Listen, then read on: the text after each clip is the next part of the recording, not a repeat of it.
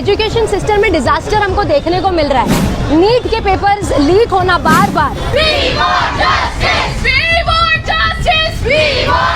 इतने सारे हमारे बच्चे जिनका भविष्य ये कॉम्पिटिटिव एग्जाम्स के ऊपर निर्भर होता है, ऐसे में पेपर लीक होना और कई बच्चों ने अपनी जान गंवाई, आप सभी को ये बात पता है।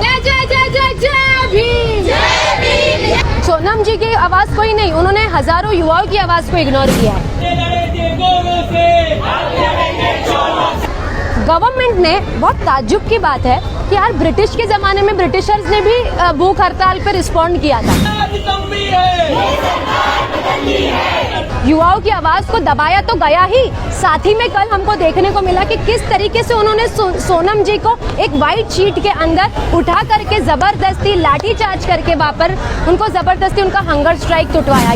गवर्नमेंट ने पहले तो उनके आंदोलन पर रिस्पॉन्ड नहीं किया और जब किया तो ऐसा किया कि सीधा लाठी चार्ज की, तो this is seriously not acceptable.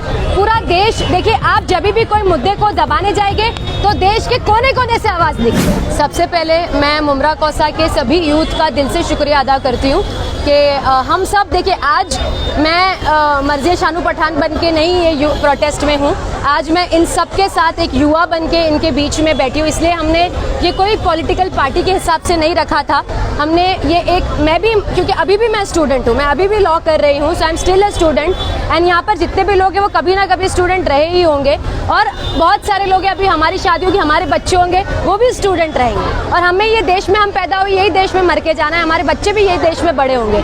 So it's very important कि हम इस चीज़ पर आवाज़ उठाए।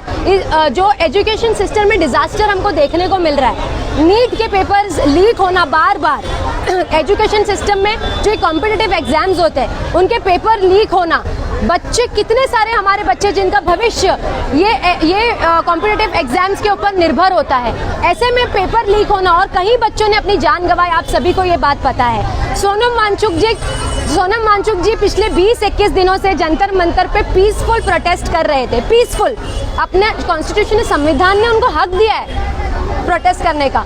उनके साथ पूरे देश के बहुत सारे हजारों युवाओं ने आवाज़ उठाई, गवर्नमेंट ने उन सब की आवाज़ को इग्नोर किया। आवाज़ को, सोनम जी की आवाज़ को ही नहीं, उन्होंने हजारों युवाओं की आवाज़ को इग्नोर किया है। और किस चीज़ के लिए वो आवाज़ उठा रहे थे? आप जैसे, हमारे जैसे युवाओं के लिए जिनका पेपर लीक हो रहा है, जिनका भविष्य खतरे में है, सही के लिए आवाज़ उठा रहे थे। हम सबको पता है कि there is a very big disaster in education system. Government ने, बहुत ताज्जुब की बात है कि यार ब्रिटिश के ज़माने में ब्रिटिशर्स ने भी भूख हड़ताल पर रिस्पॉन्ड किया था। इंदिरा गांधी जी जब थी और सोनम जी के परिवार से किसी ने हंगर स्ट्राइक किया था, तो जी उनके पिताजी ने हंगर स्ट्राइक किया था, तो इंदिरा गांधी जी ने एक हफ्ते में वो हंगर स्ट्राइक पे रिस्पॉन्ड किया था, वो हंगर स्ट्राइक को तुड़वाया था। आज हम ये स्थिति पे आ गए हैं, this is blunt killing of democracy, कि हमारे देश में ऐसा हुआ कि हंगर स्ट्राइक पर रिस्पॉन्ड तो हुआ नहीं, युवाओं की आवाज़ को दबाया तो गया ही, साथ ही में कल हमको देखने को मिला कि किस तरीके से उन्होंने सोनम जी को एक व्हाइट शीट के अंदर उठा करके जबरदस्ती लाठी चार्ज करके वहां पर उनको जबरदस्ती उनका हंगर स्ट्राइक टुटवाया। ये सरासर अनएक्सेप्टेबल है, ये संविधान के खिलाफ जो कल की हरकत हुई है वो है। आपको नहीं लगता है डेमोक्रेसी की हत्या हुई? वही तो मैं कह रही हूँ, संविधान डेमोक्रेसी की हत्या हुई है कल। कम 1 सेकेंड, कम बेटा, ये देखिए, ये छोटे छोटे, अच्छा बेटा, अरे ये देखिए, ये छोटे छोटे बच्चे, कम स्टैंड हियर, इनका सपना है आगे जाके कि ये डॉक्टर बने। अगर ऐसे एग्जाम्स के पेपर लीक होते जाएंगे, अगर ऐसे गवर्नमेंट एग्जाम्स के पेपर लीक होते जाएंगे और एजुकेशन में इतना ब्लंडर रहेगा तो हमारे बच्चों का फ्यूचर क्या होगा? इसी के लिए वो लड़ रहे थे ना।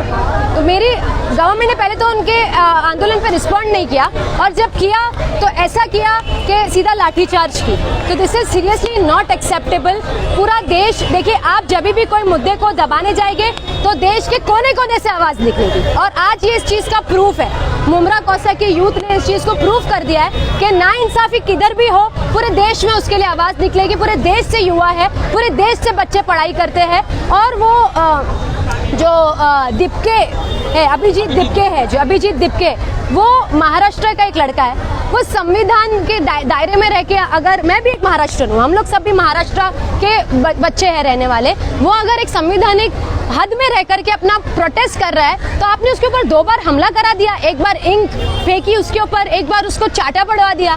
मतलब दिस इज सो, ऐसा मुझे ऐसा लगता है दिस इज हिस्टोरिक के ऐसा हमारे देश में ये सारी चीज़ें हमको देखने को मिल रही है। मगर ये सारी चीज़ें करने से कुछ होना नहीं है जब तक ऐसे लोग जिंदा है जिनकी कमर में हड्डी है, जिनके स्पाइन में बोन है। एंड यू हैव एग्जाम्पल के कितने सारे ऐसे युवा है। आजकल आप आवाज़ दबाएंगे तो दबेगी नहीं, और ज़्यादा तेज़ निकलेंगे, और ज़्यादा तेज़ निकलेंगे। यूथ की पावर है, सबको दिख रहा है क्या हो रहा है क्या नहीं हो रहा है। This is unconstitutional, this is unacceptable. And also lastly मैं 2 दिन से ये कह रही हूँ कि देश से प्रेम होना ज़रूरी है। हम सब अपने देश से प्यार करते हैं, उसके लिए मरने मिटने तैयार हैं, मगर इसका मतलब ये नहीं है कि हम अंधभक्त हो जाएंगे, हम अंधे हो जाएंगे। अगर कोई सरकार गलत स्टेप्स ले रही है, युवाओं के फ्यूचर के साथ खेल रही है, तो हम आवाज़ उठाएंगे, क्योंकि हमारा जो दायित्व है वो देश से प्यार करना है, कोई गवर्नमेंट से प्यार करना नहीं है। जय हिंद।